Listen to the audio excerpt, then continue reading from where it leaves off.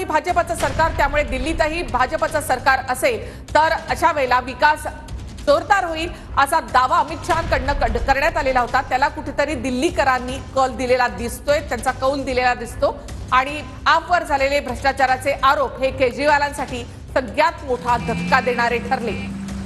दिल्ली विधानसभा निवडणुकीसाठी भाजपने आखलेली रणनीती यंदा खूप कामी आलेली आहे असंच या ठिकाणी म्हणावं लागेल, कारण मुस्लिम बहुल भागावर जितकं लक्ष केंद्रित केलं गेलं तेवढाच भाजपनं जाट आणि गुज्जर बहुल भागावर सुद्धा लक्ष केंद्रित केलेलं होतं आणि तिथल्या मतदारांनी सुद्धा भाजपला साथ दिल्याचं या आकडेवारीवरून तरी स्पष्ट होतंय।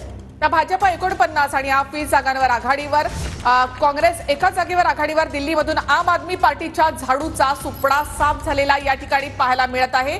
आतापर्यंतच्या कलांमध्ये आपच्या झाडूला भाजपच्या कमळानं निरुत्तर केलंय। दिल्लीमधून आम आदमी पार्टीच्या झाडूचा सुपडा साफ। 2015 मध्ये पहिल्यांदा आम आदमी पक्षानं पूर्ण जागांवर आपले उमेदवार जे आहेत ते उभे केलेले होते, 70 पैकी 70 जागांवर, आणि त्यावेळेला 67 जागा आम आदमी पक्षाला मिळालेल्या होत्या। 2020 मध्ये 5 जागांची घट झाली, 62 जागांवर आम आदमी पक्ष निवडून आला। मात्र आताची ही निवडणूक आम आदमी पक्षासाठी धक्कादायक म्हणावी लागेल। फक्त आणि फक्त 21 जागांवर आघाडीवर आहे आम आदमी पक्ष।